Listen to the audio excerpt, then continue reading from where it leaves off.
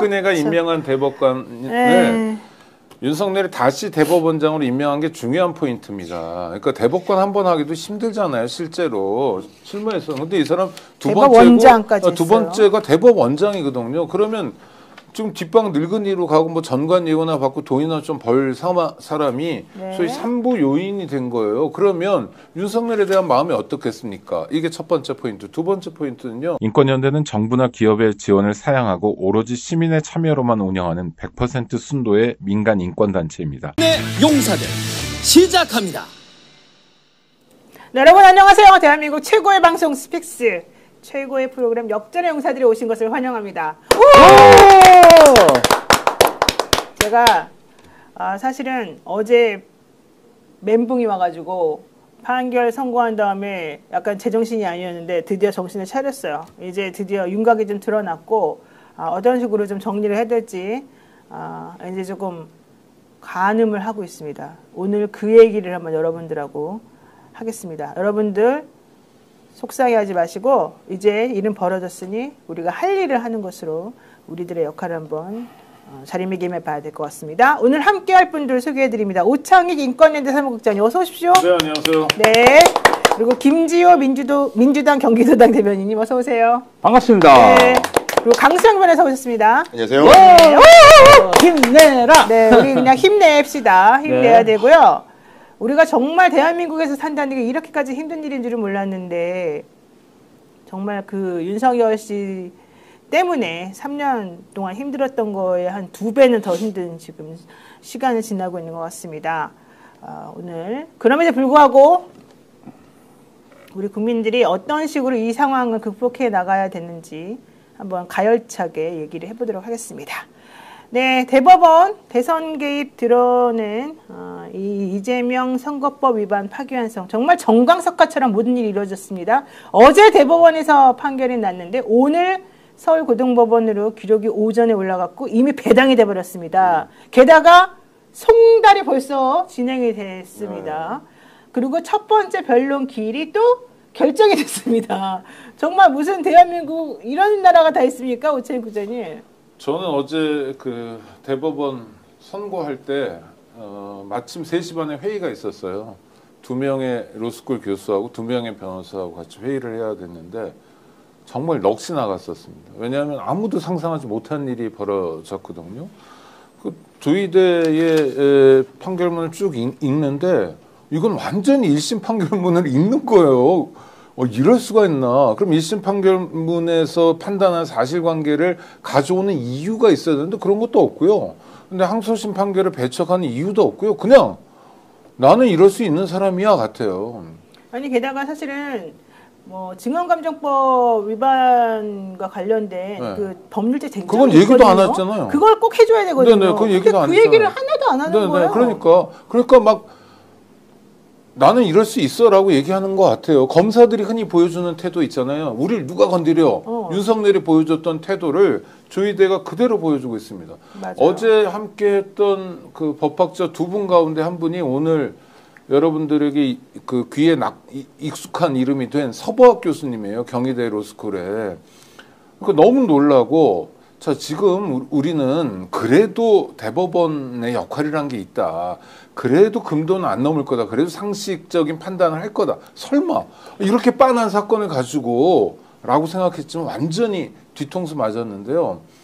이거는 이재명 후보를 제거하기 위한 굉장히 정교한 시나리오를 누군가 복수의 사람들이 짜고 있고 그게 실현되는 과정이라고 봐야 됩니다. 맞습니다. 그래서 지금 여러 가지 이야기들이 나와요. 네. 이를테면 대선 끝나기 전까지 절대로 대법원에서 확정 판결 안 난다. 걱정하지 마라. 저는 걱정해야 된다고 생각합니다. 오늘 서보학 교수님의 인터뷰 내용이 바로 그거였고요. 그래서 쓸 수 있는 모든 카드를 써야 된다는 거예요. 정말 비상한 상황이고 정말 자기 안위를 위해서는 법이고 뭐고 뭐든지 내던질 수 있고 불법, 아니 그러니까 한마디로 얘기하면 내란을 일으켰던 사람들이잖아요. 그러니까 뭐든지 할 수 있는 사람들이다. 그러니 지금부터는 비상한 상황이다. 저는요 깜짝 놀란 게요. 사실 이렇게까지 저는 생각 못했는데요. 여기 댓글에 송혜정님이 법정 구속 한다에 한 표 겁니다. 또 크레이지 마셜로우님께서 5월 15일 이건 선거는 아닙니다. 5월 15일 변론기일 후에 법정 구속할 것 같습니다. 선제적 조치가 필요합니다. 이 얘기를 듣고 나니까 진짜 법정 구속할 수도 있으려나? 이 사람들이 미친 사람들인데 미쳤으니까. 가능할 수도 네, 있겠네? 그럼요. 이 생각이 갑자기 팍 드는 거예요. 어떻게 보십니까? 저는 어제 제가 모 방송에서 제가 이 실황 중계를 했는데, 어제 방송 이후로 진짜 몸이 다 그냥 쑤실 정도로 아프더라고요. 너무 현타가 왔고요. 한편으로는 만약에 윤석열이 탄핵되지 않았다면 이재명 대표를 제거하기 위한 그런 법비들의 그런 계획이 착착 진행됐겠다. 정말 윤석열이 탄핵되지 않았으면 이재명 후보는 다음 대선 정말 못 갔겠구나. 2년 그 사이에 법적으로 완벽하게 제거할 그럴 계획이 처음부터 있었다. 그리고 제가 좀 이해가 안 가는 부분이 있었어요. 지난 1월 내란이 일어나고 한덕수, 최상목, 부처에서 활동하고 있는 그 내란 잔당들 너무 기고만장한 거예요. 이상한 일들을 너무 많이 벌였잖아요. 네. 윤석열을 풀어주고 검찰의 일탈이 막 일어나고 행정부에서는 여러 가지 공작들을 벌여내고 또 한덕수 출마하고 언감생심 말이나 되는 얘기인가요? 이상한 일들이 막 일어났는데 야, 이자들에게 다 계획이 있었다. 저는 제가 한 10여 년 전에 재판 받은 적이 있는데요. 그때 제가 좀 사법부에 대한 인식이 많이 바뀌었어요. 판사님들이 그렇게 흐트러 판결하지 않더라고요. 굉장히 제가 좀 불이익을 당해도 합리적으로 다 내가 그때 좀 개인적인 이런 부분을 더 강하게 주장했었지. 이 부분을 판사님들이 정확히 보는구나. 그러면서 믿음이 있었군요. 아니 사법부를 신뢰하는 계기가 됐어요. 판결을 받으면. 오히려 일반화의 오류가 된 거예요. 예, 아니 그런데 어제 조희대 대법관이 하는 모습을 보면서 이 사람은 내 친구 윤석열을 위해서 내가 내 친구를 괴롭힌 이재명만큼은 반드시 제거하겠어. 역사에 나에 대해서 어떠한 오명이 남고 사법부가 어떤 비판을 받고 대한민국이 어떻게 망가져도 나는 내 갈 길을 가겠어. 그런 의지를 받습니다. 너무 황당했습니다. 근데 웃긴 게 뭔지 알아요? 네. 이 조희대 대법원장은요, 문재인 대통령한테 표창도 받았어요. 아니 표창이야 받을 수 있어. 대법관이었으니까요. 그냥 박근혜가 임명한 대법관을 윤석열이 다시 대법원장으로 임명한 게 중요한 포인트입니다. 그러니까 대법관 한 번 하기도 힘들잖아요. 실제로 실무에서. 근데 이 사람 두 번째가 대법원장이거든요. 그러면 지금 뒷방 늙은이로 가고 전관 예우나 받고 돈이나 좀 벌 사람이 소위 삼부 요인이 된 거예요. 그러면 윤석열에 대한 마음이 어떻겠습니까? 이게 첫 번째 포인트. 두 번째 포인트는요. 법조계 일반에서 솔직히 이재명 후보에 대해서 보는 시각을 저는 감안해야 된다고 생각해요. 비주류인 거예요. 서울대도 안 나왔죠. 대법관들 다 서울대 나왔잖아요. 물론 한양대, 고대 한 명 있지만 주로 서울대 나왔죠. 그런데 이분은 또 사실 초졸이잖아요. 국졸이잖아요. 중고등학교도 안 다녔어요. 게다가 활동도 지역에서 무슨 판검사를 한 것도 아니고 지역에서 시민운동 했거든요. 그러니까 듣보잡인 거예요. 이런 듣보잡이 어떻게 대통령이 될 수 있어야 대한 굉장히 강한 거부감이 있어요. 그다음 내란 세력 그 일당들의 어떤 농간들이 있었겠죠. 대통령이 없는 상황에서 권한대행이 있는 상황에서 여전히 건재한 건 대통령 비서실이잖아요. 정진석이 지금 이 순간에 뭘 할까를 생각하면 저는 끔찍하거든요. 그래서 지금부터는 우리가 정말 마음을 모아서 최악의 경우 그 이상의 최악의 경우. 아이고 어떻게 형사소송법에 규정에 그런 게 있는데 숫자를 이길 수 있느냐? 이길 수 있다. 그리고 그냥 막 가버릴 수 있다. 막 가버린 거 어제 확인한 거예요. 그러니까 선제적 조치가 없으면 정말 큰일 나. 왜 큰일 나냐면 후보 등록을 한 다음이잖아요. 그럼 후보를 바꾸지도 못해요. 그렇잖아요. 근데 후보는 없어지는 거예요. 후보는 후보 자격이 없는 거예요. 예전에 자유당 때 비슷한 일이 있었죠. 그때는 이제 급서 사태, 갑자기 돌아가시는 사태였지만 그런 사태를 꿈꾸는 것 같아요. 내란 세력들이 막아야 됩니다. 가만히 당할 수는 없습니다. 까꿍까미님, 노영희 씨 아직도 낙관론 태평론이네 이러시는데 제가 낙관론 태평론 펼친 적이 없습니다. 다 미쳤다고 지금 얘기하고 있습니다. 이런 선입견 옳지 않아요. 자, 우리 변호사님, 이 상황에 대해서 설명 좀 해주십시오. 그러니까 지금 서울고등법원에 파기환송 내려왔잖아요. 다 아시다시피 오늘 지금 뉴스 나오는 걸 보면 내려가자마자 바로 재판부 배당이 됐는데 7부, 형사 7부는 원래 6부의 대리부입니다. 그래서 뭐 큰 논란 없이 대리부로 할 거로 예상이 됐긴 했는데 하여튼 예정대로 됐고 근데 재판부 배당하자마자 바로 기일을 5월 15일로 잡고 게다가 피고인 소환장을 송달을 하는데 주목되는 건 좀 전에 속봤던 걸 보면 특별 송달을 바로 해버렸어요. 아, 댁으로, 집으로? 네, 그러니까 보통 우편 등기로 하고 그게 수령이 안 되면 특별 송달을 하는데 특별 송달이라는 것은 뭐 정식 명칭은 아닌데 정확히는 이제 법원의 집행관이 손으로 들고 직접 가는 거예요. 아. 제가 좀 전에 법원을 확인해 보니까 이 서울고등이 인천지방법원에 촉탁명령을 내렸더라고요. 그래서 인천지방법원의 집행관이 들고 간다. 이 말의 의미는 인천에 있는 이재명 자택으로 간다는 겁니다. 오늘 저녁에 갈 수도 있고 내일 밤에 갈 수도 있고 하여간 지금 송달을 빠르게 한다는 건 원래 보통 우편으로 해놓고 안 되면 그걸 하는데 바로 다이렉트로 했다는 건 서울고등의 의지가 있는 거예요. 이건 무조건 대선 전에 우리는 어떻게든 송고내서 확정이 되든 안 되든 선거에 영향을 미치겠다는 의사를 표명했습니다. 이건 지금부터 전쟁이다. 그래서 사실은 이제 저는 어제 판결을 계기로 해서 선의를 믿지 않는다. 그들의 선의를 상식적인 수준에서 설명하면은 항상 뒤통수를 맞고 항상 내가 대처할 수 없는 일이 벌어진다. 이걸 제가 사실은 깨달았고요.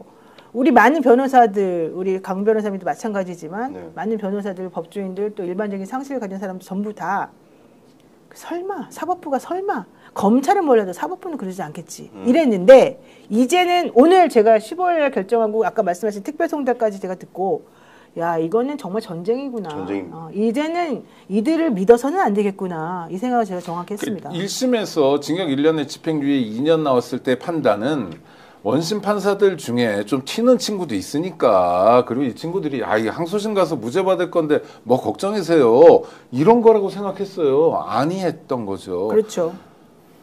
어제 확실히 현실을 깨달은 겁니다. 현타가 왔습니다. 지금부터는 아주 정확히 하지 않으면 내란 세력이 정권 재창출을 하는 그 다음에 그 여세를 몰아서 어떻게 합니까? 개헌까지 가고 자기들 세상을 영구화하는 정말 진짜 배기 쿠데타가 진행 중이거든요. 그러니까 민주당이 국회 다수당이니까 여태까지 했던 생각들 있잖아요. 네. 설마 대법원이 그러겠어? 라는 생각이거나 또는 법에 있는데 그러겠어? 이런 생각 잊어버려야 되고 과감하게 선제적으로 하지 않으면 이번 대선 날아가고요. 그 다음에 국민들이 정말 촛불로 문재인 정부 만들었죠. 그 다음에 빛의 혁명으로 지금 상황을 만들었는데 우리 국민들이 받을 상처 이재명 후보가 대통령 선거에 나오지도 못하고 나와봤자 무효가 돼버릴 때 상황 국민들이 느낄 고통 정말 한국에 살고 싶은 마음 그런 마음 벌써 들잖아요. 그 마음 감당 못합니다. 그러니까 지금부터 할 수 있는 모든 하나만 해서는 안 돼요. 예를 들어서 뭐 내가 몇 명 탄핵해가지고 또 뭡니까 공직선거법에 대한 개정안을 통과시키고 뭐 이런 아이디어도 있잖아요. 이것도 하고 그다음에 고등법원이나 대법원 판사들에 대한 대법관들에 대한 탄핵도 하고 할 수 있는 걸 2중 3중으로 안전장치를 해야 된다. 네. 그러지 않으면 정말 큰일 난다. 한 달밖에 안 남았다. 그러니까 저희가 국장님 말씀을 이어받아서 그럼 구체적으로 뭐 어떻게 하라는 건지 지금 채팅창에 계속 올라오는데 제가 오늘 정말 준비한 게 있어요. 민주당에서 꼭 참조해서 법제사법위원회에서 대법원 관계자들 불러가지고 질문하고 매우 호되게 뭐라 해야 확인 받아야 될 것이 있습니다. 네, 반드시 그렇죠? 확인해야 될 게 있습니다. 네. 정말 중요한데 네, 화면 한번 자료 좀 띄워주시면 보면서 좋겠어요. 하겠습니다. 이게 국민의힘에요. 박상돈 천안시장이라는 사람이 있습니다. 이 사람이 똑같이 공직선거법 위반, 허위사실공표 등등의 혐의로 재판을 받았어요. 뭐냐면 뭐 21년도 천안시 고용률을 전국 2위다. 실업률 전국 최하위다. 이게 가짜였어요. 그래서 똑같이 허위사실 공표로 재판을 받았는데 제 그림에 나오는 것이 왜 중요하냐면은 재판 모심에 23년도에 시작해서 대전지법 천안지법에서 무죄를 받았는데 1심에서 10달 동안 했어요. 633 처음부터 깨졌죠. 네. 24년도에 3월 26일에 2심에서는 징역 1년형이 이제 유죄가 나왔습니다. 2심에서 7개월 진행됐어요. 자, 3심 대법원 올라갔는데 24년도에 올라갔는데 이것도 5개월 동안 대법원이 파기환송을 했어요. 일부만 유죄고 일부는 무죄다 해서 파기환송을 했거든요. 그래서 이제 여기까지는 이제 지금 이재명 후보에 대한 상황과 같은 거예요. 그래서 대전 고등법원으로 파기환송이 됐습니다. 그럼 대전 고등에서 파기환송 얼마나 진행됐느냐? 네. 4개월 동안 진행이 됐어요. 이게 25년 1월이었거든요. 근데 지금 말씀드렸지만 서울고등은 일사천리로 진행해가지고 바로 5월 안에 끝내려는 태세를 보이고 있어요. 이것부터가 엄청난 차이죠. 제가 보시면 대전고등의 파기환송심에서 무려 공판기일이 3번이나 잡혔습니다. 10월, 11월, 12월 한 달 간격으로 띄엄띄엄 3번이나 잡아줬어요. 그래서 4개월 진행을 했고 여기서 이제 또 유죄가 나오니까 박상돈 시장이 못 받아들이고 대법원에 재상고를 했어요. 근데 재상고를 하면 사실은 이게 큰 의미가 없는 게 이미 대법원에서 죄가 된다고 판단해서 내려보냈는데 또 상고해? 그럼 거의 받아쓰기만 하면 되면 끝나는 사안인데 이 재상고 기간이 무려 3개월이 진행됐습니다. 네. 그래서 선고 난 게 지난주예요. 4월 24일 지난주. 이것때 대법원장 누굽니까? 조희대입니다. 조희대가 633 원칙 자기는 준수했다. 나는 다른 정치적 고려 없이 오로지 633 원칙 절차대로 잘하기 위해서 했다고 위선적인 얘기를 했는데 불과 일주일 전에 거짓말한 거네 그러면? 아, 왜 국민의힘한테 저렇게 하냐고요. 아니 이렇게 해놓고 국민의힘한테 이렇게 특혜를 줘놓고 왜 이재명한테는 다르게 하냐고요. 이건 설명해야 돼요. 본인이 633 원칙 지킨다는 거 불과 지난주에 어겼어요. 이거 법제사원에서 따져야 되고 제가 이 얘기 드리는 이유는 뭐냐면 자 탄핵을 하자는 이야기는 시청자분들도 많이 하시는데 왜 주저했냐면 야 그래도 지금 중도들이 쳐다보고 있는데 판결 마음에 안 든다고 해서 탄핵하고 이러면 중도들이 얼마나 욕하겠냐. 탄핵과 남용이라고 또 보수에서 벌떼처럼 일어나는데 이런 거 걱정하는 건 제가 압니다. 근데 이거 법제사법위에서 따지고 이거 대법원에서 제대로 이야기 못하면 조희대는 정치적 중립 위반이고요. 피고인이 제대로 된 재판을 받을 권리니까 재판 청구권 침해, 완벽한 탄핵 사유가 되는 거예요. 바로 날려야 됩니다. 대법원만 날리면 뭐 서울고등에서 파기환송심 어떻게 판결하든 재상고심이 무력화되기 때문에 선거 전에 대선 전에 유죄 판결이 확정될 일이 없습니다. 반드시 민주당 뭐 이어받았으면 좋겠습니다. 아니 그렇군요. 강 변호사님 정말 중요한 말씀해 주셨는데 특히 저 천안시장 박상도는 네. 이재명 후보하고 죄질하고 비교할 것도 없을 정도예요. 그러네요. 저건 악질 범죄거든요, 정말. 근데 이재명 후보는 기억의 문제고, 그걸 그렇게 조작한 거 아니냐 이런 거예요. 누가 들어도 알잖아요. 사리 판단을 할 수 있는 사건이잖아요. 네. 그 이재명 후보는 기소 자체가 잘못된 거고, 저쪽은 정말로 공직선거법에 허위사실 공표가 법률 적용을 하고자 하는 그런 혐의를 저지르는 사람이거든요. 그래도 이렇게 하잖아요. 이건 뭐냐면 대놓고 하는 거예요. 난 대법관이야. 난 대법원장이야. 난 너희랑 달라. 중대법대 나온 사람 다루는 방식은 달라. 아니 진짜로요. 그래서 정말 저는 어제 정말 많이 상처를 받았거든요. 상처받았어요? 받지 않으셨어요? 그러니까 대한민국이 여태까지 우리가 만든 대한민국은 헛개비였구나. 우리 허상 속에 있었구나. 그렇지. 진짜로 이재명 후보가 대통령이 될 것 같은 상황이 오면 저자들은 먼 짓이라도 버리거나 마저 전쟁이라도 하려던 사람들이었어. 그러니까 뭐 이게 댓글 중에는 무슨 예비 후보도 하나 준비해야 된다. 뭐 누구든 간에 아니 예를 들어서 네. 뭐 그런 아이디어였는데 그런 절박함도 감안해야 되고 또 하나 중요한 건 지금 강 변호사님 말씀처럼 대법관 한두 명이 아니라 10명 전체를 탄핵하는 거예요. 그리고 사유는 있잖아요. 그리고 우리도 그렇게 얘기하면 되잖아요. 니들이 탄핵될 만한지 아닌지 헌법재판소 가서 판단 받아가지고 오라고. 그렇지. 그 대법관이 평소에 헌법재판관을 우습게 하는데 가서 한번 탄핵 심판 받아보면 쌤통이도 한번 해봐라. 쌤통이 아니라 이재명 개인을 놓치는 문제가 아니에요, 지금. 그렇죠. 내란을 극복할 수 있는 국민 입장에서는 유일한 카드예요, 지금. 그렇지 않습니까? 게다가 이재명 후보는 선택권도 없어요. 이재명 후보 자신이 뭘 고르고 자시고가 아니에요. 내란 극복하고 새로운 대한민국 만들어야 될 중차대한 임무를 부여받은 거예요, 국민으로부터. 그러니까 민주당에서도 그렇게 지지율이 높이 나온 거예요. 이건 그냥 가야 됩니다. 이건 어쩔 수가 없어요. 그러니까 이제는 뭐 점잖게 하고 뭐 역풍생 이런 거 할 때가 아닌 것 같아요. 지금은 사실은 정말 하나하나가 매우 급박하고 중요한 순간이라서 이 부분에 대해서는 조금 더 공격적으로 민주당도 좀 해야 되는 거 아닙니까? 후보는 지금 후보로 지명됐으니까 선거 운동을 하시는 게 맞고 그럼요. 당에서는 국민이 172석으로 만들어진 이유가 있을 거지 않습니까? 그렇죠. 사실 판결은 둘째치고 이 지금 대선 엄중한 시간에 우리가 지금 이런 얘기하는 것 자체도 이게 다 사법부 때문에 일어난 일 아닙니까? 우리가 대한민국 미래에 대해서 얘기해야 되고 관세 전쟁에 대해서 얘기해야 되고 내 삶에 대해서 얘기해야 되는데 지금 뭐 내가 좀 기억이 안 나고 협박으로 느끼고 이따 건도 안 되는 건 가지고 지금 우리의 미래를 이렇게 무참하게 훼손하는 걸 지켜봐야 됩니까? 저는요 이 대법원에서 이렇게 무리하게 재판을 진행하는 과정도 굉장히 심하게 비판했습니다. 말이 안 된다. 대법관이 정말 우리 조희대 대법원장 아니 계엄날 뭐 했습니까? 계엄이 터졌을 땐요 찍소리도 못했어요. 아무 말도 못하다가 6시간 후에 절차가 바른지 안 바른지 한번 따져봐야 된다. 이게 내란이 일어난 날 국가 지도자 대법관이 할 말입니까? 저는요.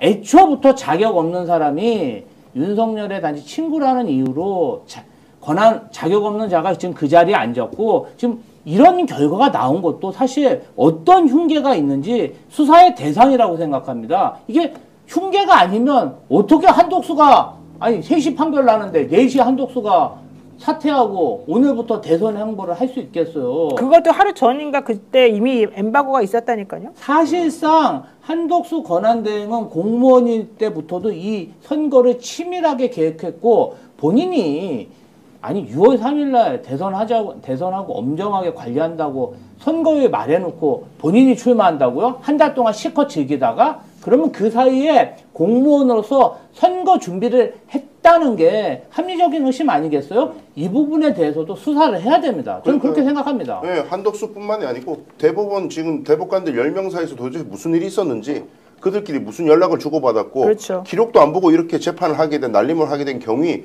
이거 정권 바뀌면 바로 특검 출범시켜가지고 조져야 됩니다. 사실 그 반대 의견 냈던 소수 그 재판관 두 분이 법원 그 대법관 두 분이 제대로 상호 논의도 없었다고 말했어요. 그러니까요. 그랬는데 판결문에서는 다수 의견들은 우리는 치열하게 논의했고 치열하게 뭐 기록을 다 살펴봤다 이렇게 또 사실은 상반되는 말을 했단 말이죠. 누가 거짓말하는 거죠? 기록을 어떻게 살펴봐요? 뭘 살펴봐요? 살펴본 건 1심 판결문하고 검찰의 공소장만 본 거예요. 맞아요. 그 두 개 얼기설기 엮여가지고 그냥 읽어버린 거예요. 내가 누군데라고 반복해서 얘기하는 겁니다. 그러니까 이에 대해서는 정말 단호한 대응을 해야 된다고 거듭 말씀드려요. 안 그러면 12월 3일부터 지금까지 5달 동안 우리가 했던 게 무의로 돌아가는 것뿐만 아니라 윤석열이 상황으로 앉아있는 윤석열 정권 2를 만나게 됩니다. 윤석열 정권의 2인자 한독수가 대통령이 되는 꼴을 봐야 돼요.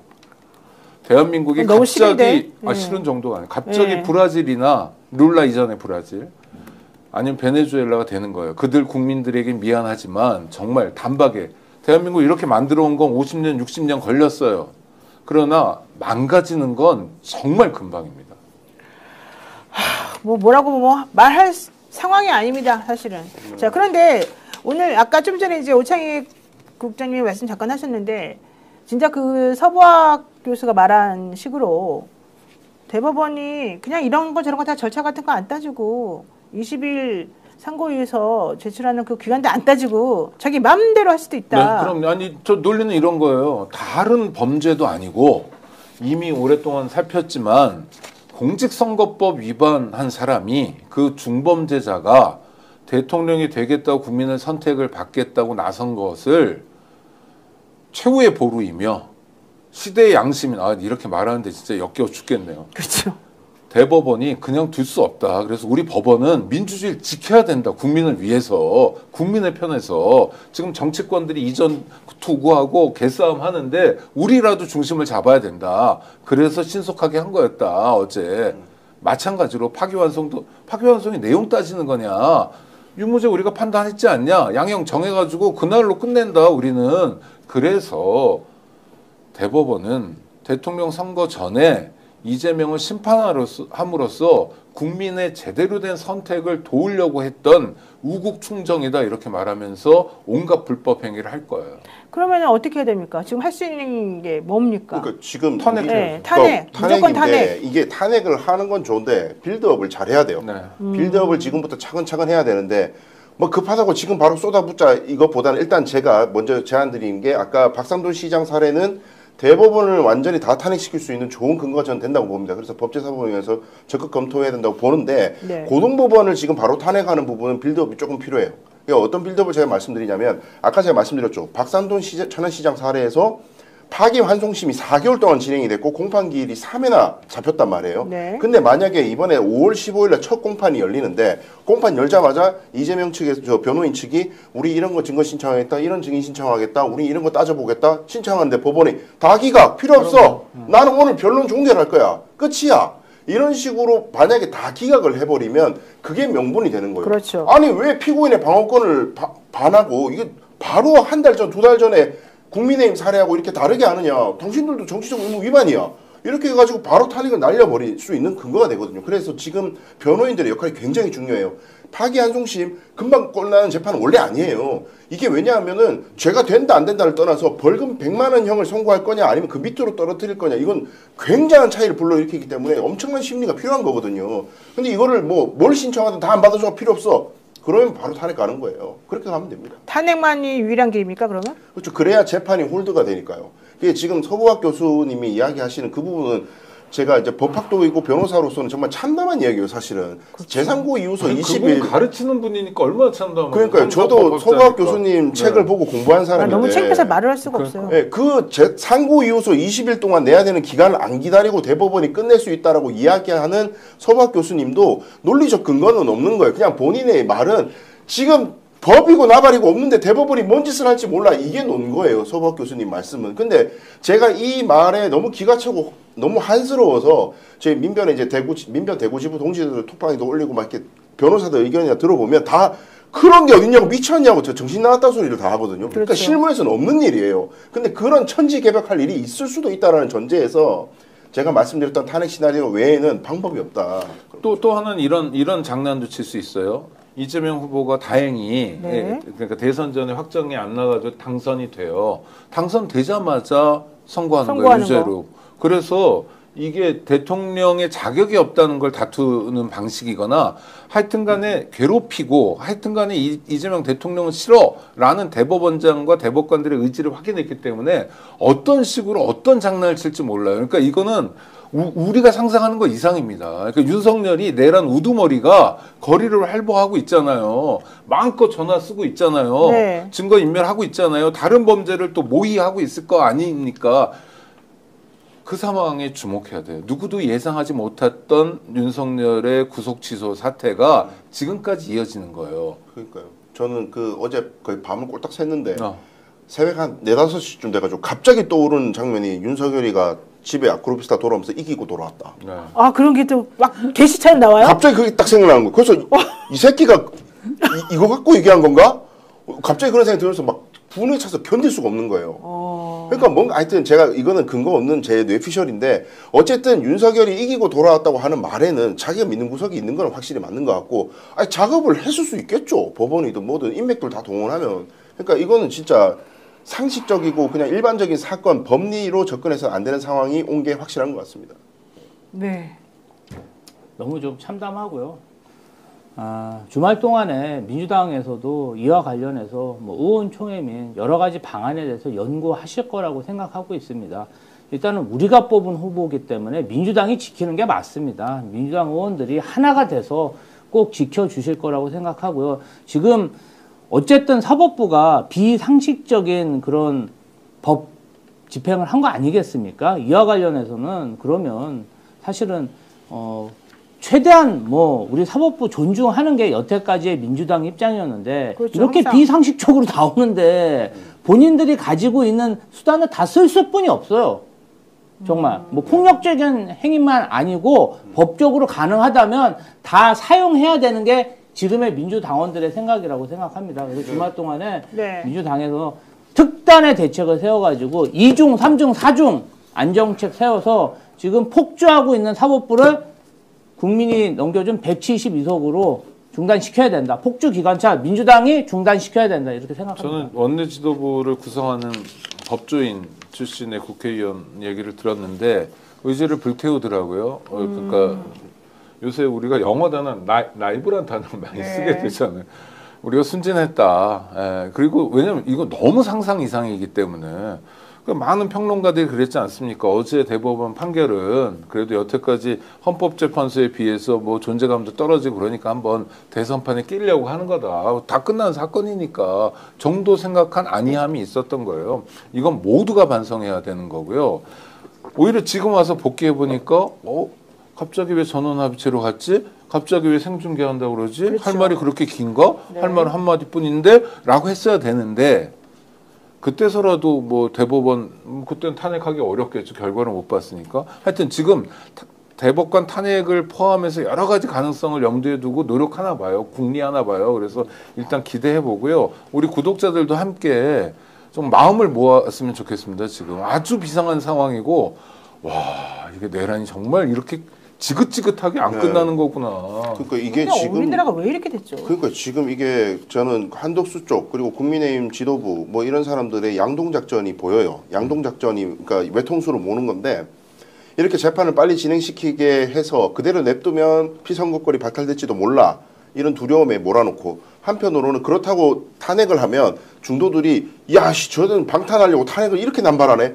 그래서 그렇지. 이제 양쪽으로 몰아넣어가지고 이쪽도 못 가고 저쪽도 못 가게 하는 것처럼 보입니다. 구도상으로는 그렇게 보이지만 근데 진짜 자신 있게 단언할 수 있는 것이 탄핵 가고 어쩌고 저쩌고 우리 국민들이 준 의석수잖아요. 네. 국민들이 민주적 정당성 부여해준 이 국회의 의석수를 믿고 민주당이 자신 있게 모든 수단과 방법을 다 강구한 다음에 6월 3일 날 표를 한번 받아보자고요. 국민들이 어떻게 생각하는지 표로 한번 심판 받아보자고요. 진짜 국민의힘이 얘기하듯이 선동하듯이 야 민주당은 방탄하려고 저런 짓거리까지 하네라고 국민들이 생각하는지 아니면 이런 내란 세력들이 정말 지긋지긋한 끔찍한 짓을 이런 공작들을 하는구나라고 판단하는지 자신 있게 국민들 앞에 심판 받자. 저는 6월 3일 그렇게 심판 받아도 나쁘지 않다고. 아니 그리고 국민들은 다 알고 계세요. 이미 판검사들이 대놓고 법 왜곡을 하고 있는 거잖아요.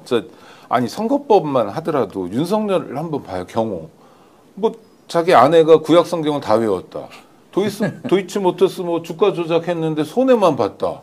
뭐 어쩌고 아니 그건 정말로 죄질 나쁜 거짓말들을 버젓이 했잖아요. 그렇죠. 그리고 이 사람은 당선됐어요. 그럼 수사의 필요는 누구에게 있냐면 윤석열에게 있어요. 낙선한 후보에게 당선 무효형을 지금 선고하겠다고 벼르는 거 아닙니까? 딱 하나요. 이재명 후보의 잘못은 뭐냐면 당시에 윤석열한테 진 잘못 때문에 그렇죠. 이렇게 질질 끌려다니는 거예요. 패한 잘못이 있죠. 근데 아니 선거에서 진 게 어떻게 잘못이고 어떻게 범죄입니까? 그리고 역사적으로 우리가 이랬던 적이 언제 있어요? 정말 잘못 같은 잘못을 가지고 당신 잘못이라고 법에 심판을 하거나 그래야지. 시작부터 이랬던 사람들이거든요. 네. 이 카드를 절대 안 놓는 거죠. 왜? 윤석열 내란 일당은 맨날 이거 해가지고 재미 본 사람들이거든요. 기억하자고요. 진짜 잘못이 없더라도 우리가 수사하고 둘둘 말아서 엮어서 기소해버리면 패가 망신시킬 수 있고 얼마든지 패인 만들 수 있어 라는 걸 체험했고 그런 얘기를 버젓이 하는 사람들이에요. 지금 이 순간 윤석열 내란 일당은 뭐 할까요? 그 사람들은 계획을 세팅해 놨겠죠. 2단계, 3단계, 4단계 플랜 B, C, D 있을 것 같아요. 그러니까 아주 단호하게 대응해야 된다. 저는 사실 꼭 지적하고 싶은 게 이거였어요. 어제 대법관들이 엄청 잘난 척하면서 이재명 대표가 공직자로 나서면서 그런 식으로 허위사실을 공표하면 안 된다라고 얘기를 했거든요. 근데 박수영 의원이 사실은 그 골프 사진이라고 주장하면서 4명 찍은 사진 올렸잖아요. 그거 조작이잖아요. 그거 조작이잖아요. 그러면 검찰은 박수영 의원을 기소해야 돼요. 그럼요. 수사하고 당신 이거 허위사실 공표다 해야 되잖아요. 근데 박수영 의원 전혀 기소 안 됐잖아요. 그러니까 검찰이 자기들 마음대로 얘는 봐주고 얘는 안 봐주고 얘는 기소하고 얘는 안 해요. 이런 걸 갖다가 법원이 놔두면 안 되는 거였어요. 근데 그런 거에 대한 지적은 하나도 없이 이재명 너는 공직자로 나온 사람이 왜 그렇게 거짓말했어? 왜 그런 허위사실했어? 이런 식으로 자기네 마음대로 지금 혼을 내주고 있는 중이거든요. 네. 그러니까 이게 너무 올바르지 않잖아요. 그러니까 어떤 걸 가지고서 만약에 하나를 주장하려면 일관된 기준을 가지고 여기도 똑같이 적용하고 저기도 똑같이 적용을 해줘야 되는 건데 이 대법관들은 그런 건 하나도 얘기를 안 하면서 네. 우리는 정말 치열하게 얘기했고 우리는 정말 철저하게 이거 검증했고 우리는 막 서로 논의를 거쳤고 이런 얘기를 하는 거예요. 네. 제가 그러니까 이게 도대체가 받아들일 수가 없는 거예요. 옛날에 검찰공화국 대한민국이라는 책을 썼을 때 그런 표현을 써요. 정의하는 권력. 무엇의 정의가 뭐냐. 검찰이나 법원은 정의하는 거예요. 자기들이요. 네? 이재명은 공직자가 될 자격이 없는 사람이다라고 얘기하는 거예요. 그렇죠. 자기네 그 1심 판결 때도 그랬잖아요. 옛날에 버스 정장에서 뭐 명함 나눠준 거 가지고 벌금 50만 원 받은 걸 가지고 전면에 쓰면서 이렇게 악질적이라고 벌금 50만 원 악질이 어디 있습니까? 뭐 징역형도 아니고 그다음에 그 범죄라는 게 그게 기소가 돼서 약식이 나와서 그렇지 명함 나눠준 잘못이 얼마나 중대한 거예요. 그게 이 나라의 책임 대통령이 되거나 무슨 도지사가 되거나 시장이 되거나 국회의원도 못 될 만큼의 중대한 잘못이 아니잖아요. 네. 그리고 그건 일종의 절차인 것 뿐이잖아요. 명함을 그때 나눠주지 마라 선거운동 기간이 아닐 때 뭐 이런 거는 별거 아니에요. 정말 누구를 해치는 것도 아니에요. 윤석열처럼 누군가를 해치지도 않았어요. 그런데 이재명만 핀셋으로 딱 꼽아가지고 저 사람 대통령이 되면 안 돼. 왜? 내가 여태까지 잘 먹고 잘 살던 걸 건드릴 것 같거든. 똑똑해서. 계곡 저거 하는 거 봐. 일 잘하잖아. 저 되면 저거, 우리 정관님 어떻게 되는 거야? 우리 카르텔은 어떻게 되는 거야? 저거 하나는 확실히 없애야 되는 거 아니야? 라고들 의기투합하고 있는 상황 같아요. 그 제가 덧붙여서 이제 민주당에 있는 분들께 이제 전하고 싶은 게, 저는 이제 대구에 있으니까 제가 그 선거 날, 그러니까 파기환송하는 날 저녁에 이제 전집에 갔어요. 전 구워주는 집에. 점이 아니라 전. 전 구워지는 집에. 그래서 파전 이렇게 어떤 아주머니 제 단골집인데 정치 저관여층이고요. 대구 분이시고 한참 나이 많으신 분이기 때문에 보수 성향이 강해요.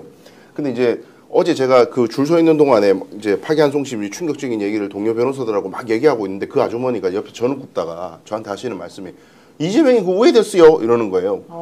파기환송심으로도 또 죄 있다고 또 뒤집어졌어요. 이랬더니 아주머니가 이렇게 웃으시면서 하는 얘기가, 이건 뭐 내 전 뒤집는 거하고 똑같네. 처음에는 뭐 죄 있다 했다가 죄 없다 했다 또 죄 있다 했다가 법은 한 개인데 법은 마음대로야. 이분은 진짜 정치 잘 모르는 분이에요. 근데 보수 성향이 강한데도 이렇게 생각하시거든요. 대법원 판결 때문에 중도들이 이재명이 파기환송된 거 보니까 진짜 나쁜 사람이 맞았나 봐. 그렇게 생각하는 사람 잘 없어요. 이제 법원의 신뢰도는 떨어졌어. 중도들이 그것 때문에 흔들리지 않아요. 자신 있게 나가야 됩니다. 제가 조금 씁쓸하게 보는 건 뭐냐면요. 지금 사실 누가 뭐라 그래도 이재명 후보가 대세 후보 아닙니까? 어떤 여론조사를 해도 50% 가까운 그런 지지를 받고 있고, 그렇죠. 그다음에 중도층에서도 압도적인 지지를 받고 있어요. 그런데 그간 대선 경향을 보면 이렇게 압도적인 지지를 받는 후보자에 대해서 언론이나 법조계에서 이렇게 막대하는 함부로 경우, 하지 않아요. 맞아요. 이렇게 막대하는 경우가 처음입니다. 그러니까 뭐냐면은 인간 이재명에 대해서 우리는 도저히 인정할 수 없다. 죄라면 왜 소년공 출신 지방 변방의 변호사가 왜 대선이라는 우리들만 향유해야 되는 그러한 공직에 도전하냐. 그것 자체가 죄고 기분 나쁘다. 네. 저는 그런 걸 느꼈어요. 맞아요. 그런데 이재명 후보가 여태까지 계속 그렇게 도전했습니다. 성남시장도 그렇게 도전했고 경기도지사도 도전했는데요. 죽을 것 같이 힘들고 주변에 있는 사람도 정말 마음 졸이면서 살았는데 결론적으로는 그럴 때마다 정말 국민들이 압도적인 지원을 해줬어요. 우리 민주당 지지자들 90% 가까운 지지로 대선 후보를 이번에 선출한 거 아닙니까? 저는 뭐 이번에 국회에서도 최상목 탄핵 추진하다 사퇴했죠. 네. 아주 잘했다고 생각해요. 탄핵 청문회를 이미 한번 했잖아요. 그렇죠. 그래서 투표는 안 했지만 계속 가지고 있다. 결정적인 순간에 투표를 하니까 최상목 낙마시켰죠. 지금 법관들 문제도 이제는 민주당 의원들이 심각하게 한번 생각해봐요. 국민을 믿고. 왜냐면은 이 상식적인 이런 행동을 하는 게 아니잖아요. 내가 유죄가 나오든 무죄가 나오든 법관들이 하는 판결을 보면 유죄를 받은 사람도 내가 좀 이런 부분은 잘못했었지. 그런 것을 예리하게 찾았네. 이럴 정도의 어떤 법 의미를 보여줘야지. 일반인들 저런 날강도 같은 놈들 이재명 잡으려고 저렇게 했구만. 윤석열 친구를 해서 저러는구만. 보복하는구만. 대한민국을 망치려고 하는 거. 그런 비난을 받는 사람들은요. 저는 대한민국 공무원으로 자격이 없다고 생각합니다. 지나고 나서 보면요. 최상목, 한덕수, 조희대, 대한민국 공무원, 내가 낸 세금으로 월급을 받을 만한 자격이 있는 사람들인가요? 저는 없다고 생각해요. 이 자리에 뭔가 싶어요. 그래도 대한민국 공무원 저렇게 모렴치하고 몰상식하고 비열하지 않습니다. 흔히 공무원들을 영혼이 없는 사람들이라고 하는데 이 사람들은요. 사악한 영혼으로 가득 차 있어요. 영혼 없는 공무원은 참아도 사악한 공무원을 용납하면 안 됩니다. 맞습니다. 미래 일에 대해서 함부로 얘기할 수 없긴 해요. 대선 전에 확정 판결이 날지 않을지 정말 모르겠어요. 상식적으로는 안 나요. 그러나 상식적이지 않은 상황이기 때문에 대비해야 돼요. 저쪽은 악귀 같은 존재들이에요. 오늘 이재명 후보가 이제 일상 활동을 했잖아요. 후보로서의 활동을 하는데 어느 시장인가에 갔는데 어떤 젊은이 남성이었는데 같이 사진 찍자 그러면서 울먹이더라고요. 꼭 대라고. 그런 국민들의 마음이 되게 중요한 거예요, 지금. 그러니까 자, 봐요. 공직선거법의 해당 조항에 대해서 법 개정을 해가지고 그러려면 이제 국무회의 인원 14명이나 11명이나 이거 다투잖아요. 그러면 넉넉하게 하면 돼요. 국무위원을 10명으로 줄이면 돼요. 탄핵하면 되니까. 그래가지고 국회의장이 법을 공포하게 해서 면소 판결을 받게 하는 방법 하자는 거예요. 네, 하자. 그 다음에 대법관 10명 탄핵해가지고 대법원에서 확정이 나지 못하도록 하는 거 하자는 거예요. 그러니까 저는 뭐냐면 하나만 하는 게 아니라 두 가지 다 하자는 거예요. 2중, 3중의 안전장치를 두고 그다음에 국민들에게 말씀드리면 돼요. 박찬대 원내대표나 이런 사람이 상황 보신 바와 같습니다. 국민들이 판단해 주십시오. 그럼 우리가 지금 출구도 없습니다, 지금. 그래서 저들이 싫다는 이유만으로 저 법복 귀족들이 낙인 찍었다는 이유만으로 이재명 후보를 죽여버리겠다는 건데 5년 동안 더 해먹겠다는 건데 이걸 방치해야 됩니까? 아니면 헌법과 법률이 부여한 권한대로 국회가 자기 역할을 해야 됩니까? 국민 여러분 판단해 주십시오. 맞습니다. 라고 호소하고 자기 길 가야 돼요. 연트럴님하고 이은주님께서 민주당은 국민을 믿고 더 세게 가시라. 국민을 믿고 나가라. 이렇게 말씀하시고요. LSW님. 민주당은 더 처맞을 뒤통수가 있나요? 되게 중요한 말인 것 같습니다.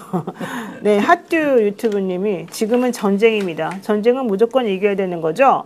켈리님. 왜 민주진영은 항상 멍청하고 순진한 건지. 대법원 전원합의체 회부되고 한덕수 대선 출마할 거란 얘기 나오는 순간 이런 결과 예상한 거 아닙니까? 이제 선제적으로 대법관 10인을 탄핵해서 업무 중지시켜놔야 됩니다. 안 그러면 또 뒤통수 맞게 됩니다. 이런 얘기 지금 다 하고 계시는데요. 사실은 저는 이번에 대법관이 그 소수 의견 내신, 그러니까 반대 의견 내신 그 두 분의 얘기와 다수 의견에서 제가 아까 말씀드린 것처럼 기록 잘 걷다, 치열하게 논의했다. 저는 이 부분은 분명히 짚고 넘어가야 된다고 생각하거든요. 정청래 의원이 얘기한 싱크가 있어요. 한번 들어보겠습니다. 이 6만 페이지 수사 기록, 공판 기록은 300페이지를 기준으로 소설 200권 분량입니다. 그러면 재판관들은 하루에 소설책을 20권씩 읽는 초인적인 능력을 가진 사람들이에요. 참으로 희한한 일이고 참으로 희귀한 일이고 그래서 희대의 판결이라고 그러는 거예요. 네, 정말 희대의 판결이고요. 딱 2시간 심의해놓고 엄청나게 자기네들 많이 토론한 것처럼 무죄를 유죄를 받고 있는데 그런 식으로 대법원에서 판결이 된 사람은 없다. 그러니까 저는 근데 저게 불행 중 다행이자 그래도 이제 신이 진짜 이 나라를 버리지 않았구나라는 생각이 역으로 드는 전화위복의 계기라고 생각하는 이유가 뭐냐면 대법원이 저렇게 졸속으로 재판을 하고 말도 안 되게 빠른 절차로 이례적인 대한민국 재판 역사상 한 번도 없던 절차 진행을 했잖아요. 네. 그러니까 국민들이 대법원을 욕하고 법원 신뢰를 하지 않는 일이 생겼어요. 아, 법원이 청산 대상이구나. 그리고 이재명은 정말 이렇게 해서까지 죽이려고 하는구나. 아, 이재명이 진짜 나쁜 사람이 아니라 정말 이 똑똑하고 엘리트라고 불리는 사람들이 정말 끔찍히도 싫어하는 사람이구나. 이런 것을 알게 된 계기가 됐다는 거죠. 뭐 김계리가 계몽이라는 얘기를 해서 떴는데 이게 진짜 계몽이다 저는 계몽됐습니다. 저렇게 이 계기로. 이제 진짜 법이라는 것이 정치의 영역으로 들어와서 특히 권력이 강한 곳에 가면은 이 법이라는 것이 무력화되고 다 무너지는구나. 대법관 저 2004년에 법대에 처음 입학해서 대법관들은 뭐라 그럴까 신 같은 존재였어요. 정말 닮고 싶고 나도 언젠가 저런 사람이 될 수 있을까? 이 나라의 마지막 보루가 대법관이라고 저는 생각하면서 자랐고 불과 얼마 전까지도 저는 그렇게 생각했어요. 그래서 암만 나라가 개판이라도 최소한 대법관만큼은 나라의 보루로 마지막으로 남았겠지라고 생각했는데 조의대 때문에 다 무너졌습니다. 그래서 이제는 국민들도 마찬가지 심정이니까 그리고 뭐 오창인 국장님 말씀하시는 게 약간 비유하자면 항암치료 비슷한 거거든요. 부작용이 엄청 강한 요법이라고요. 전부 다. 근데 지금 그걸 견딜 수 있는 체력, 국민들의 지지가 있다고요. 그럼요. 탄탄한 국민들의 지지가 그 사람의 탄탄한 체력이 됐기 때문에 항암 치료를 반복해도 괜찮은 상황입니다. 이걸 민주당이 민심을 읽어야 된다. 야, 그 되게 중요한 말이네요. 아니면 죽어요. 아니 그 죽어. 어떤 부작용도 이 내란 세력을 다시 군림하게 해서는 안 돼요. 당연하죠. 그럼요. 이 그래서- 내란 세력은 이번에 끝내야 됩니다. 그래서 저는 이 내란 세력의 수장으로 생각되는 수장의 두 번째 수장이죠. 한덕수 씨 대선 출마 관련해서 우리가 반드시 단죄를 해야 된다고 생각하는데 한덕수 씨가 대선 출마 공식 선언했잖아요. 그런데 이재명 후보에 대해서 어제 대법원 판결이 났잖아요. 드디어 국민의힘이 본색을 드러냈습니다. 그 전까지는 한덕수랑 같이 단일하겠다고 서로 그냥 손 내밀고 이러던 김문수, 한동훈 완전히 얼굴을 180도 바꿔버렸어요. 아이 우리 문수 형님이 바보입니까? 아니 완전 코미디 아닙니까? 자기 후보 되면은 대통령 먹을 수도 있는데 미쳤습니까? 지금 한덕수랑 단일하게. 한덕수 위한 불쏘시개 아니다. 김문수 캠프 이제 드디어 소리를 냈고요. 한동훈 후보는 다른 분들 개싸움 감당 못해. 나만 할 수 있어. 이렇게 얘기하고요. 김재원 전 의원? 네. 한덕수 대선 후보 가능성 없어. 이낙연과 함께 가능해. 이런 얘기를 했다는 겁니다. 자, 이 상황에서 한덕수 씨가 계엄 관련 질문을 듣더니 또 정색을 하면서 답변을 거부하는 또 영상이 나왔습니다. 한번 보겠습니다.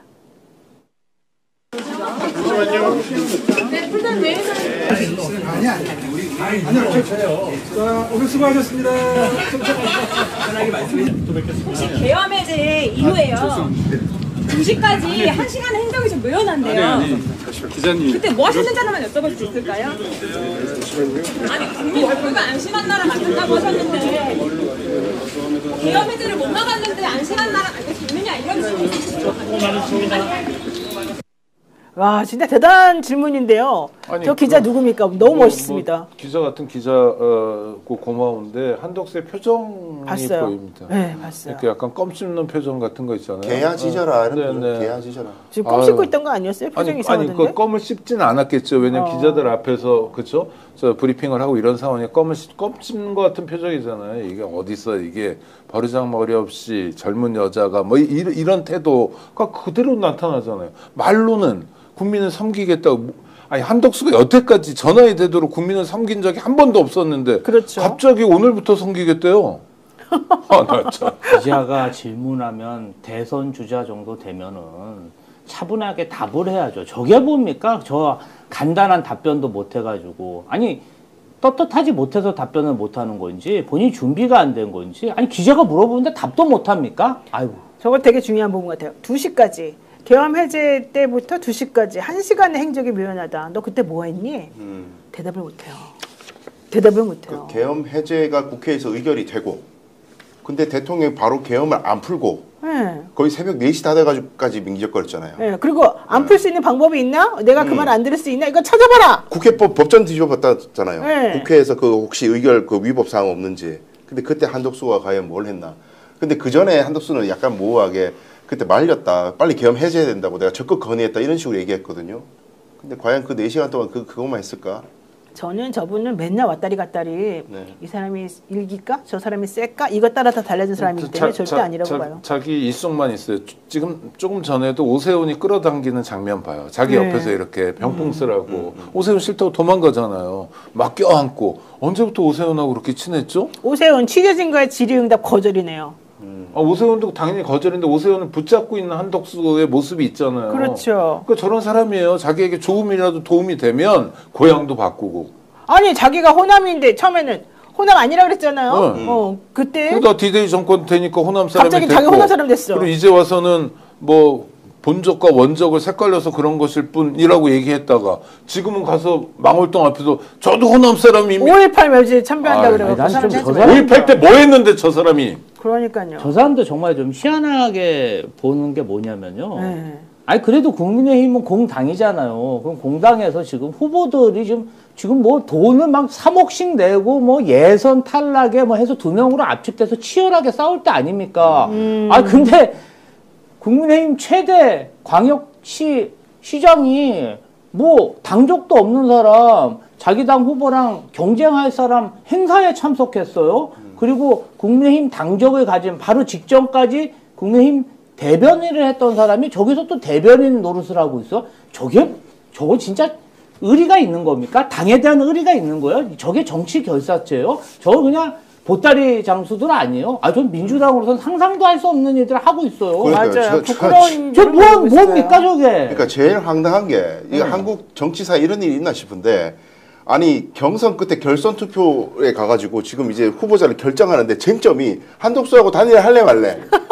아니 귀신 같은 것들 아니에요? 아니 그러니까. 이런 놈들이 어디 있어 도대체? 경선이라도 좀 덜 힘들게 하든가. 네. 경선도 막 돈이라는 돈은 다 내고 막 아니, 그러니까. 개망신 다 당했잖아. 그리고 내일 경선의 결과가 나오는데 자기들끼리 얘를 추대한다 그랬다가 아니라 그랬다가 막 난리도 아니에요 지금. 오죽하면 홍준표 시장은 잠적해버렸어. 그냥 탈당하고. 삐졌어. 빈정이 상해가지고. 삐졌어. 야, 근데 어떻게 이렇게 할 수 있습니까? 화난 여수행님께서 질문한 기자님은 뉴스타파의 홍여진 기자입니다. 이렇게 알려주셨는데, 야, 진짜 뉴스타파 열일합니다. 정말 저는 대단합니다. 망월동에 있는 한덕수가 너무 싫은데 그 5.18이 일어날 때 1980년에 한덕수의 나이는 31살이었어요. 공무원이었겠죠. 그래서 앞장서지 못한다면 예를 들어서 단 한 명이라도 한덕수가 뭐 5.18 관련자들을 위해서 뭐 영치금이라도 보내줬든지 뭘 후원했다든지 비스무리한 얘기 전혀 없습니다. 이 사람 재산 87억이 되도록 모으면서 공익적인 일을 했다는 거 전혀 없어요. 부부간에 금슬이 좋다 뭐 이런 정도의 얘기만 계속 있는 거예요. 아니 진짜로. 이런 사람이 어떻게 나라를 대표합니까? 우리나라가 아무리 엉터리가 돼도 아무리 윤석열 같은 사람이 대통령 했던 나라라 하더라도 네. 내란 공범이 아니, 저는 그 5.18 뉴욕 참석했을 때 가려고 했을 때 그 사람들이 막 막아서고 반대하고 저는 그 마음이 이해가 가요. 왜냐하면 한덕수가 권한대행일 때 뭐 했습니까? 윤석열 계엄 저지른 윤석열 대란숙에 헌법재판소에서 탄핵해야 되는데 헌법재판관 임명을 본인이 못하겠다고 해서 탄핵된 거 아닙니까? 아니 그러면 광주 계엄에 대해서 어떤 입장을 가지고 있어요? 아니 그러니까 그분도 이해가 되는데 이 사람이 거기 가가지고 아 제가 그래도 여기 참배하러 왔으니까 저를 좀 보내주십시오. 낮고 차분하게 설득하면 되는데 나는 호남 사람입니다. 서로 사랑합시다. 아니 서로 사랑합시다. 이게 그랬어요. 무슨 얘기예요? 결국은 아주 저는 그 멘트가 굉장히 준비된 발언이라고 생각해요. 자, 영남 사람들에게 내가 정말 국민의힘 후보가 될 텐데 호남 사람임에도 불구하고 나는 호남에서 푸대접을 받고 왔다. 문정박대 당했다. 이거 키우려고 하는 거 아닙니까? 고도의 지역 감정을 조장한 거 아니에요? 오히려 네. 저는 아주 사악한 인간이라고 생각합니다. 자 싱크 한번 들어보죠. 사악한 싱크. 여러분, 저도 호남 사람입니다. 서로 사랑해야 합니다. 서로 아껴야 합니다. 잠깐만요. 서로 용기를 주어야 합니다. 저도 호남 사람입니다, 여러분. 정말 저질이에요. 한덕수가 대통령 권한대행 대행으로서 또 국무총리 2번 한 사람으로서 여러 공직을 두루 누릴 거 다 누린 사람으로서 대한민국 국민들을 어떻게 사랑했는지 저는 모르겠어요. 지 입속만 차렸던 사람이 약간 곤란해지니까 약간 정치적인 퍼포먼스라는데 그래도 내가 호남이어서 경쟁력이 있어라고 국힘에 얘기하고 싶은데 잘 안 되니까 거기서 서로 사랑합시다. 아니 중지를 지가 사랑한 적이 없는데요. 그러니까 중지를 모아야 되는데 서로 사랑해야 되는데 가운데 왜 손가락을 이러는 거야? 잡고 하지 중지를, 마세요. 예. 그런 말 하지 마세요. 아 진짜 너무너무 뻔뻔하게 일을 말할 수가 없는데요. 반면 이재명 후보는 어제 충격을 훌훌 털어버리고 또 역시 국민을 믿고 오늘 또 행보에 나섰습니다. 한번 보겠습니다. 청년상인인데요. 저희 여기서 철원 대통시장에서 네. 청년상인인데요. 청년상인? 네네. 저희가 제가 지금 철원에 이사 온 지 1년 정도 됐는데. 예. 저희 인프라 좀 살리고 싶고 저희 소상공인들 좀 많이 도와주세요. 그에 대한 정책도 좀 필요하고. 지방에 내려와서 할 수 있는 그런 혜택이라든지 그런 게 좀 절실히 필요하다고 느껴요. 근데 혜택이 필요하고 지원해야 되는 건 맞는데 현장에 있는 우리 청년 상인께서는 구체적으로 예를 들면 이런 걸 해주면 좋겠다 이런 게 있을 수 있잖아요. 좀 한번 연구도 한번 해보세요. 이런 거 해라 이렇게 요구를 해야 되거든요. 뭘 해주세요 이러면 지들 마음대로 하잖아요. 우리가 네. 경기 포천 연천에 이어서 강원 철원을 방문해서 골목골목 경청 투어를 이어갔는데요.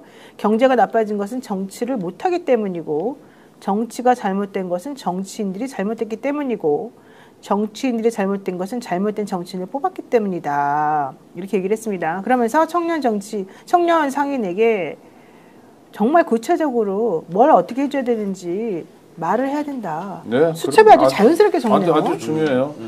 저 장면에서도 그러니까 당신이 말하지 않으면 지들이 그러니까 이를테면 일꾼들이 마음대로 뭐 이 정도면 됐지 하니까 그러면 안 된다는 거고 저 집 말고 오버로크라고 그래가지고 뭐 군대 계급장 받고 이런 데를 갔어요. 갔는데 이분이 그러는 거예요. 군인들이 요새 휴대폰 병사들을 쓰니까 물건도 뭐 인터넷으로 구매하고 그래서 이쪽 경기가 안 좋다.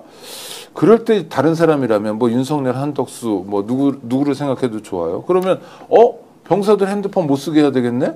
예? 또는 뭐 이런 식으로 할 거 아니야? 아니면 그 군인 장사 안 되니까 딴 장사 한번 해보세요 이럴 텐데 이재명 후보가 뭐라고 그랬냐면 혹시 지역화폐를 군인들에게 지급할 수 있는 방법을 생각하면 어떠냐 이러더라고요. 저는 이게 굉장히 농익은 정책이에요. 그러면 군인들이 그러니까 그 지역화폐를 사용하는 거예요? 철원이다. 그러면 지역화폐라는 건 시한이 있고 또 지역이 제한돼 있거든요. 철원에서만 쓰는 거예요. 꼭 사용해야 되죠, 거기서. 그렇죠. 아니 사용 안 하면 돼요. 휴지 조각이 되니까. 그러면 그 병사들이 또 직업군인들도 나와서 그쪽에 소비를 촉진하게 되잖아요. 사실 뭐 핸드폰 쓰게 되니까 휴일에도 좀 외출하기 싫어하기도 하고 공부하거나 이거 가지고 뭐 재밌는 세계가 그렇죠. 스마트폰 안에 있으니까 이런 얘기를 단박하더라고요. 그러니까 이 양반은 역시 뭘 해본 사람이라 이런 얘기가 나오는구나. 이거 그냥 안 나오거든요. 내공이 느껴졌어요. 아주 저는 좋은 장면을 봤습니다 오늘. 지금 대법원이 정치적 의도를 가지고 명백한 선거 개입을 한 것에 대해서는 국민이 판단하게 두고 내가 지금 할 수 있는 일은 통합 경청 기조에 따라서 흔들리지 않고 행보를 이어가는 것이다. 이렇게 지금 이재명 대표가 말했다는 거거든요. 진짜 국민 여러분들이 이재명 후보의 저런 태도 저는 좀 평가해 주셔야 된다고 생각해요. 왜 그러냐면 이게 본인의 마음이 얼마나 참담하겠어요. 그렇죠. 나를 이렇게까지 정말 죽이려고 정말 국민의 50% 가까운 지지 압도적인 후보를 이렇게 정말 죽이려고 사법부가 본인의 민낯을 다 드러내고 탄압하는데 얼마나 분하겠습니까? 제가 옆에 있다 보면요 분한 일이 한두 번이 아니에요. 그런데 오늘 그대로 그 일정을 소화하면서 전혀 미동도 없지 않습니까? 그런데 이재명 후보는 지도자는 그래야 된다고 생각하시는 분이에요. 내가 어떤 어려움이 있어도 국민의 삶을 결정짓는 정치 지도자 5천만 국민의 그 1시간 이것을 내가 정말 나의 1시간은 5천만 국민의 1시간인데 이렇게 생각하기 때문에 이 시간 허투루 쓸 수가 없는 겁니다. 개인적인 감정은 일단 뒤로 하고 나는 지금 어지러진 국정 혼란을 바로 잡고 대한민국 정말 잘 먹고 잘 사는 나라 이게 정말 발언을 하다 보면요 그 진정성이 나옵니다. 저는 이 부분은 좀 평가하고 싶네요. 그리고 저는 시청자분들한테 이제 당부드리고 싶은 말씀도 있고 지지자분들에도 드리고 싶은 말씀이 있는 것이 이재명 대표가 걸어온 길을 생각해 보세요. 유년 시절부터 지금까지 삶의 고비가 이루 말할 수 없이 많았어요. 죽을 고비 수도 없이 넘겼어요. 실제로 우리가 눈으로 보기도 했잖아요. 죽을 고비를. 이런 사람은 낙관하지 않습니다. 절대로. 그 언론에 나와가지고 법대로 되겠죠 이렇게 되게 여유있게 말했다고 해서 우리가 또 뒤통수 맞았네 이렇게 조롱할 수 절대 없는 것이 겉으로 지지자들이 동요하거나 불안해할까봐 염려가 돼서 그렇게 얘기하는 거지 다 안 좋은 경우까지 생각하면서 사는 사람이에요. 인생의 고비를 겪었기 때문에. 그럼 민주당은요? 뭐 이재명 대표 혼자 그러겠습니까? 이재명 대표도 마찬가지로 민주당에 있는 많은 당원들 그리고 당직자들한테는 항상 조심을 시켜가면서 플랜 B를 생각하면서 가요. 그런데 그걸 생중계하지 않아요. 생중계하면 역효과가 나기 때문에 속으로 다 계획을 갖고 있다는 거죠. 그러니까 지금은 너무 동요하고 비관적으로 막 또 뒤통수 맞았네 이렇게 가기보다 힘을 실어주고 밀어줄 때다. 그리고 이재명 대표는 이 고비도 넘어설 거다. 그리고 우리가 폭발적인 투표, 압도적인 선거에서의 투표 지지로 우리 국민적 의사를 보여주는 것이 모든 대안 중에 ABC 중에 A다. 그게 있어야 뒤가 있어요. 뭐 탄핵이고 뭐고 그런 것도 다 여기가 기초가 돼서 가는 겁니다.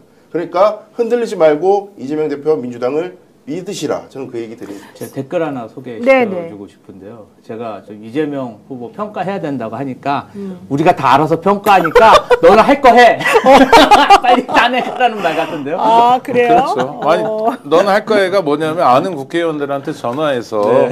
지금 얼마나 엄중한 상황인지 얘기하고 또 국회의원들도 강 변호사 말씀하신 것처럼 잘 알고 있을 거예요. 근데 잘 알고 있다는 것만으로는 안 되고 정말 비상한 상황에 대비해야죠.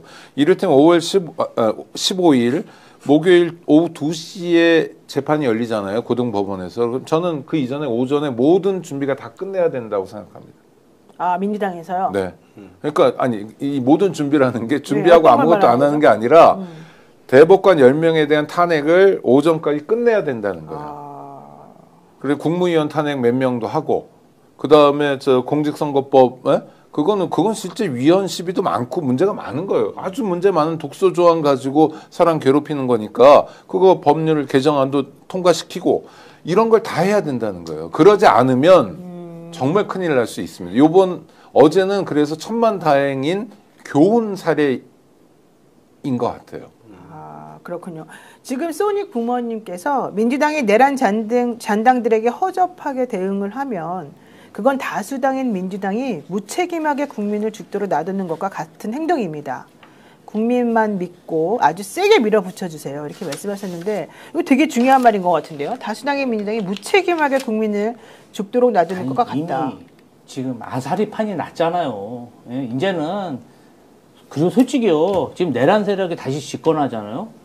민주당 국회의원분들요. 또 어디로 끌려갈지도 모릅니다. 지금 이 판이 났는데 뭘 망설이겠어요. 이제는 정말 그 최상목 사퇴했죠. 준비를 완벽하게 해서 지금 사법권을 남용하는 그런 법비들에 대해서 단호하게 대처해야 됩니다. 한덕수 너무 고민하지 말고요. 민주당은 그냥 딱 하나만 한 문장으로 정리하면 돼요. 중도들에게도 한덕수 표 못 가게 하는 거 하나입니다. 한덕수 대통령 되면 윤석열 사면합니다. 진짜요. 대통령 되면 사면할 거예요. 아니 그리고 나는 만약에 한덕수가 대통령이 되거나 국민의힘이 대통령이 돼버리면 내란죄 지기현 부장이 무조건 무죄 내릴 것 같아요. 윤석열과 그 내란 잔당들과 지금 같이 재판받고 있는 사람들 전부 다에게 무죄 때릴 것 같아요. 이건 확실해. 우리 그 조희대 대법관인 대법원은 무조건 무죄야. 그러니까 무조건 무죄 아니겠어요? 지금 이거 보세요. 유죄 어떻게 나와요? 무죄 나오지. 그러니까 TV 토론하면 나중에 언젠가는 한독수하고 뭐 그 인간이 후보가 된다면 이재명 후보와 1대1 토론할 거 아니에요. 그때 이재명 대표 물으면 돼요. 너 대통령 되면 윤석열 어떻게 할 거냐? 사면할 거야? 조사 엄중하게 할 거야? 네 의지를 얘기해봐. 뭐 한독수 대답 못합니다. 그거. 대답 못하고 대답해도 상관없어요. 왜냐면 거짓말을 할 테니까. 그러니까 상상하는 모든 일들이 벌어질 수 있는 나라 대한민국에 살고 있다는 걸 오늘도 기억해야 됩니다. 5월 1일에 대참사가 일어났고요. 사법이 암흑 속에 갇힌 날이었습니다. 이것은 그냥 안 깨져요. 정권 교체, 그 다음에 새로운 대한민국이어야만 사법도 제자리에 돌아올 수 있습니다. 야, 근데 이 또 좀 특별한 소식이 하나 나왔네요. 황교안 대통령 예비후보? 황교안 전 총리도 대통령 나온다는 거잖아요. 네. 한덕수 전 국무총리가 대통령 선거 출마를 위해서 사퇴하는 바람에 꼴이 우스워졌다. 나라 꼴이 이렇게 되어서 되겠냐. 이렇게 본인이 이러면서 자기 일 아니니까 아무 얘기는 하는 거죠. 본인은 출마 안 했잖아. 네. 아직은 안 했잖아. 그다음에 한덕수 대행에게 출마하지 말고 끝까지 소임을 다하라고 신신당부했다. 이렇게 이 나라를 도대체 어찌하려고 그러냐 이렇게 SNS에다가 썼대요. 근데 그러고 난 다음에 10분 만에 그걸 지웠대 또. 그럼 그렇지. 전화 졸라 받았구만 또. 지웠대. 근데 솔직한 심정은 자기의 솔직한 심정은 황교안 전 총리가 보기에도 한덕수가 미친 거지. 그렇죠. 그리고 너무너무 창피한 거지 자기가 보기에도. 내가 대행할 때 사실 솔직히 저렇게 하지 않았는데. 그렇죠. 저 인간은 왜 저럴까 이렇게 생각했다는 거 아닙니까? 와, 나는 부끄러워서 살 수가 없는 상황인데요. 그래도 황교안 전 총리는 생각해보면 그때 지금보다 훨씬 잘했어요. 아유, 클리어하게 했어요. 깔끔하게. 그때는 그렇게까지 이상한 사람은 아니었잖아요. 그러니까 그때는 그래도 대한민국 공직자들이 상식적이었어요. 그렇죠, 그렇죠. 근데 지금 그렇지 않아. 아주 사악한 영혼들로 가득 차 있다. 왜 이렇게 됐을까? 윤석열이 다 그렇게 법치를 망가뜨린 거. 윤석열 3년의 폐해가 그대로 나온 겁니다. 정신적인 계몽보다는 본인도 형사처벌의 위험들이 있잖아요, 다들. 그렇죠. 내란에 가담했는 혐의들이 있을 수 있잖아요. 그러니까 지 살려고 그러는 거죠. 자, 최은영님께서 고법에서 100만 원 미만으로 때리고 검사가 바로 상고하면 7일은 사라지는 거 아닌가 질문하셨는데 사실 어제도 이와 똑같은 질문이 들어왔습니다. 혹시라도 고법에서 이재명 대표에게 80만 원 선고하고 검사가 상고 안 하면은 그냥 대법에서 확정돼 버리는 겁니까? 어떻게 되는 겁니까? 막 물어봐요. 아니, 7일 사라지지 않고요. 고법에서 100만 원 미만으로 때리더라도 무죄가 아닌 이상은 이재명 대표는 무조건 상고해야 됩니다. 그 기간 동안에 왜 그거를 상고를 안 해요? 그러니까 80만 원 벌금이 선고됐을 때 검찰이 상고를 하게 되면 어떻게 되냐? 이거 많이 물어보더라고요. 검찰은 당연히 상고하겠죠. 근데 날짜를 하루만 할 거라는 거지. 네, 20일을 다 안 하고. 근데 이게 이제 법적으로 이 벌금 80만 원 가지고 상고 이유를 할 수가 없어요. 양형부당을 이유로 상고할 수 없습니다. 그건 우리 형사소송법이 막고 있어요. 그러니까 그거는 말로만 그렇게 하는 네, 거고 실제로는 이제 다른 걸 가지고 쓰겠지. 근데 나중에 그게 기각이 되더라도. 그러니까 요새 핵심은 질문의 핵심은 그거죠. 어쨌든 이재명 대표는 상고 안 하는 사이에 검찰이 상고한다고 치고 20일을 다 안 쓰고 즉 7일과 20일을 다 안 쓰고 그냥 빨리빨리 하루 만에 해버리고 나면 확정을 시켜버릴 수도 있는 거냐 뭐 이런 걸 물어보는 거겠죠. 저는 있다고 보는 거예요. 그 가능성은 매우 낮지만 그건 상식적인 상황에서 매우 낮은 거고 5월 1일 이전에 4월 30일까지 대한민국 현실 법정에서 낮았던 거고 5월 1일 이후에는 사법 파괴의 날, 대법관들 10명이 사법을 파괴한 날 이후에는 어떤 일도 다 벌어진다고 상정하는 그래요, 게 맞습니다. 맞아요. 맞습니다. 저도 그렇게 생각해요. 이제 정말 제가 그동안 너무 나이브했어요. 그런데 이제는 정말 상상을 초월하는 일들이 너무 많이 벌어지기 때문에 더 이상 저도 이렇게 어리석게 행동하지 않고 이 미친 대한민국을 우리밖에 살릴 수 있는 사람들이 없다고 생각하고 그리고 이제 뭐 우리가 하겠습니다. 공무원들 탄핵 소추를 해도 바로 파면되는 게 아니잖아요. 헌법재판소에서 또 심사를 하니까 뭐 그렇게 국민들이 걱정하실 것도 아닙니다. 그럼요. 아니 대법관들이 그 자리에 맞는지 안 맞는지를 헌재 재판관들 보고 판단해 달라는 거예요. 저는 좀 청문회도 했으면 좋겠어요. 그래서 네. 다 불러 모아놓고 한번 물어봤으면 좋겠어요. 진짜 6만 페이지 다 읽어봤는지. 아니 그 그 답을 해야지. 자료를 좀 내놓으라고 그러고 재판 연구관들한테 보여줘야지 좀 확인해봐야 돼요. 대법관 이 절대 안 사람들은 있어요. 높으신 분들이어서 책 이렇게 탄핵 많이 못 심판에도 읽어요. 헌재 안 와요. 아니, 아래 것들 모이는데 왜 가요? 뭐 이런 태도. 안 오고가 중요한 게 아니라 왜 거짓말을 하냐는 거죠. 그러니까요. 누가 봐도 명백한 거짓말 아닙니까? 거짓말이죠. 우리 보고 거짓말하지 내란이 말라면서. 어딨냐부터 해가지고 다 거짓말이잖아요, 이 사람들. 법복 귀족들. 우리 보고 거짓말하지 말라고 그러면서 죄를 내리시는 분들이 사실은 제대로 확인 안 하시고 수기를 거쳤다고 말씀하시면 안 되죠. 저는 그게 제일 이상해요. 이런 법률 폭거, 사법 테러 이거를 막는 거 국민들이 지금 의석수로 하는 수밖에 없습니다. 그게 국민들이 이재명을 지키게 되는 겁니다. 그렇게 가고 있어요. 김초희님이 법정 구속될 가능성은 없나요 하셨는데 있어요. 옛날 같으면 내가 아유 없어요 했겠지만 이제 그런 말 안 합니다. 이것도 가능성 염두에 두고 네, 있어요. 저거 할 말이 없는데 이것도 가능성 염두에 두고 대책을 마련하라고 제가 민주당에 크게 소리를 외쳐서 한번 부르겠습니다. 여기 민주당 관계자분들 저는 아니에요. 대책을 마련해 주세요. 저는 관계자 본인은 아니에요. 아니에요? 네. 김지호 대변인이 여기 댓글 중에 석궁이 답이라는데. 아니 근데 석궁 그럼- 답이 아니에요. 석궁은 그거는 한 명한테 썼는데 그렇게는 하면 안 너무 됩니다. 여러 명 써야 되기 때문에 석궁은 아니고 그러니까 사법 정의 그러니까 무장해서 뭐 하자 뭐 누구를 어떻게 혼내줘 이런 거는 정말 답이 아니고 그럼 정말 망치는 거예요. 91년에 정원식 총리 서리한테 밀가루 한번 뒤집어 씌웠다가 난리가 소위 났었죠. 분신 정국이라고 해서 많은 열사들이 죽어가는 상황에서 판이 엎어졌어요. 그래서 노태우에게는 어마어마한 선물이 됐던 게 있거든요. 그러니까 경거망동하면 안 되고 우리가 헌법과 김 대변인한테 드릴 말씀 아니에요. 아니에요. 저도 그냥 여기 소개한 헌법과 겁니다. 법률에 따라서 국회가 행사할 수 있는 권한을 차분하게, 침착하게 그리고 정교하게 행사하면 돼요. 네, 맞습니다. 여러분들 오늘 또 많이들 채팅에도 참여해 주시고 얘기도 많이 해주셨는데요. 구독, 좋아요 좀 눌러주시고요. 우리가 정말로 6월 3일 전까지 무슨 일이 벌어질지 모르기 때문에 정말 살얼음 걷듯이 열심히 한번 불살라 버려야 되고 미친 듯이 한번 이 상황을 타개해 봐야 될 것 같습니다. 많은 분들께서 같이 분노하면서 또 같이 기뻐하면서 여러 가지 대책 마련해 주셨는데요. 대한민국이 예전엔 이러지 않았다고 제가 자신 있게 말합니다. 언제부터 이렇게 미친 나라가 되어버렸는지 우리는 정답을 알고 있습니다. 네, 김지호 대변인이 말한 것처럼 또 우리 아까 오창익 인권국장님 막 울먹울먹 하시는데 저도 갑자기 울컥했는데요. 사실 저도 어제 방송하다가 조금 울컥하더라고요. 근데 이제는 지금 울컥하고 있을 때가 아니다. 우리 이제는 정말로 대한민국을 잘 다시 한번 원상회복시키기 위해서 지금이라도 우리들이 좀 정신 바짝 차려야 될 것 같다 이런 생각하고요. 오늘 특히 국민의힘의 시장, 아까 그 시장이요, 네, 강수영 변호사님이 찾아오신 박상돈 시장, 네, 박상돈 시장에 대한 예가 아주 저는 중요한 것 같습니다. 그런 부분들 우리가 절대 놓치지 말고 디테일해서 한번 좀 잘 살려가지고 할 수 있는 걸 다 해야 된다 이렇게 생각합니다. 민주당 이제부터 이판사판 할 수 있는 걸 다 하겠다라고 또 얘기도 한 것으로 저희가 알고 있습니다. 사법개혁도 해야 된다. 맞습니다. 독일은 대법관이 200명이 넘어요. 우리도 많군요. 2배, 3배가 아니라 네. 대법관은 200명쯤으로 가는 거예요.